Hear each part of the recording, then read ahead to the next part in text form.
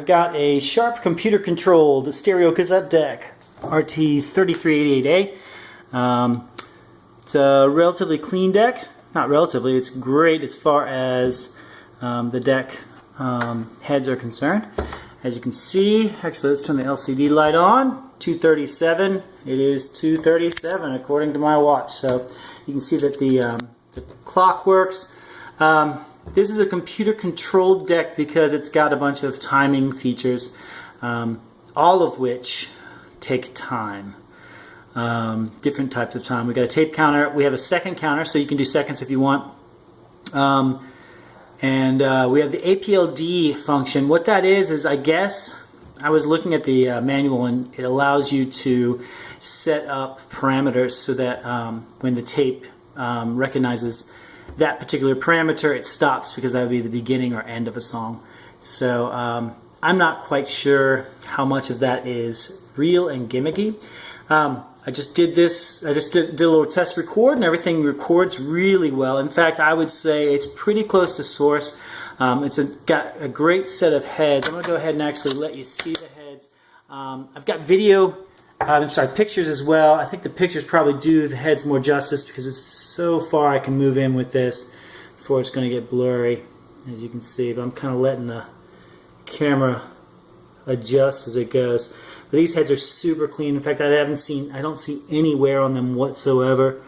So it looks like whoever owned this before really took care of this machine. As far as cleaning is concerned, it really hasn't been cleaned much. This is pretty much how I got it. I did do a little bit of wipe down, etc. There was a little bit, and I mean a little bit, of dust on here. So it's obviously been a unit that's been in a house that's cleaned quite often. Usually these units that they sit in on a TV stand or whatever, they're going to get a little bit dusty, and that dust kind of settles. So there wasn't any settled dust on it or anything when I got it. If you look right here, we've got a marring problem. We also have one here, and even though it looks like it's white, it actually blends in. It's black, but it just looks like there was a rub or something right here, and also right there. There's 2 corner hits. There's one here, and there's one on this side.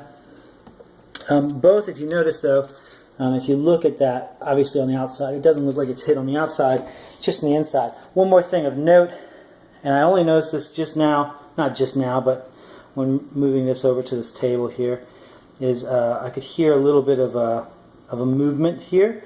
So my feeling is you might have to glue there. I'm not going to do that. I'm going to leave that to the end user. We're going to go ahead and use an LP and a Mac 1700 to listen to this machine, and we're going to use both the record and the playback function. I've got a tape here. Unfortunately, Mike and Carolyn probably have been divorced since this has been taken, sadly. But anyways, one more thing besides the little sweat mark that I just put on there. I want you to look at how clean everything is. It's a very clean machine. Obviously it was taken care of. The only other damage or problem that I might see, you can see where the LCD looks like it's kind of popping out a little bit, like the ink. But you know, as far as its actual function, it still functions great. The buttons look great. You know, you can see there's not a lot of wear. It looks like it might, no, it's not. But yeah, I mean, it's just a nice looking unit. I've got the line input set at 4, and that's because the Mac seems to have a bit of a more beefier output, and output is at 5, so we should be okay. I'm gonna record without Dolby NR. Actually, let's go ahead and do the blank side. It's actually not blank anymore because I just tested it. As you can see the lights work. This goes into standby mode instead of off mode, and when in standby mode you can take the LCD off. The one other problem I forgot, this is a very important problem, or could be, not to me, I don't care. As you can see, this spring right here has fallen.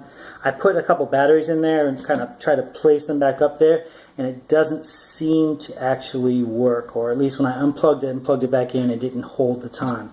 That said, because this is of the standby mode, the only thing that actually is on during standby mode is the LCD screen. So if you turn the LCD light, all you're basically running is your LCD screen, and if you've got a coffee maker or anything like that, that's what you're running. This is not going to be using any of your electricity, or a lot of it at least, nothing that's significant. It's not going to be like leaving your computer on or anything. So be aware of that though. You can also release this. When you release this, you can get to your tape heads and demagnetize and clean, etc. So it's obviously a higher end deck. In fact, I think this was the flagship deck for the 1980s. I don't know when exactly. Oh, one more thing too I just noticed. Barely, but I'm glad I did notice it so there wouldn't be point of contention. Look right there. You can see above the Dolby sign there's a little marring. Wow. And then possibly there too. But otherwise, I mean really, it's a good clean unit. The sharp insignia is still beautiful on there. Let's go ahead and do a little bit of record and playback. As you can see, it's got a nice nice, fast eject. Let's go ahead and fast forward. Whoops, I gotta take it off standby mode, I guess, huh? Fast forward, rewind, and we'll play for a second. 5, 4, 3, 2, 1. Get ourselves in a ready position. We'll record and pause. As you can see, as soon as I pressed that pause button, it went to 0. So obviously the timer reset. That's pretty cool. Let's go ahead and turn on our input. Now everything's running through monitor right now. So I've got your tape monitor out. So so we won't be listening while we will be listening actually. Let's go ahead and press play.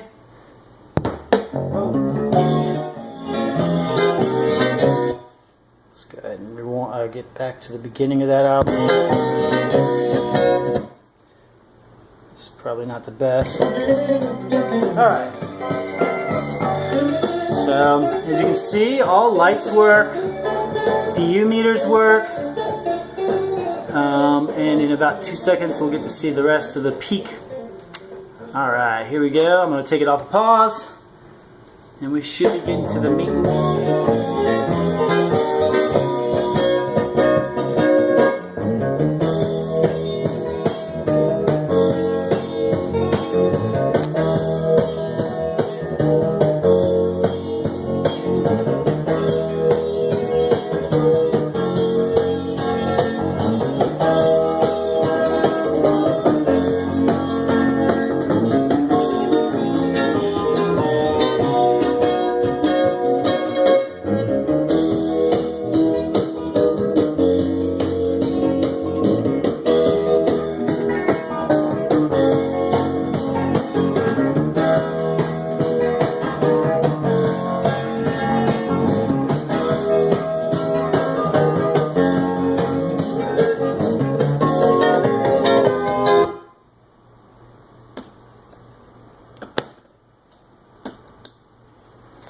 Okay, let's go ahead and do stop.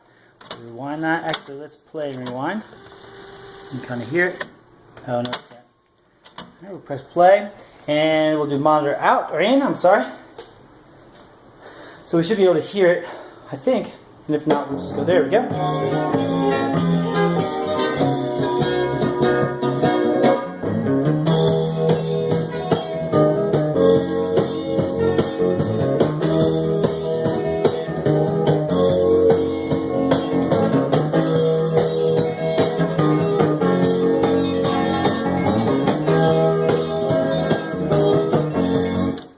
So as you see, it's got great record, great playback functionality.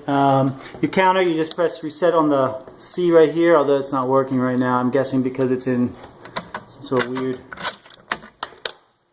I know I've done it before. But anyways, so that's the unit right there. When using an external power, I noticed that 4 is probably a better one. Also with Dolby NR, you can see in the VU meters that actually Dolby has a higher output rate, or yeah, it can reach a higher output. So when you're recording in Dolby, you can do that. I'm not a big fan of that.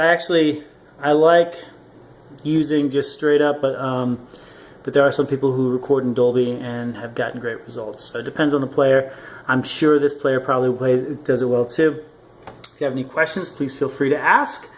And that is the Sharp computer-controlled, spelled in cool font, stereo cassette deck RT-3388A. Check it out.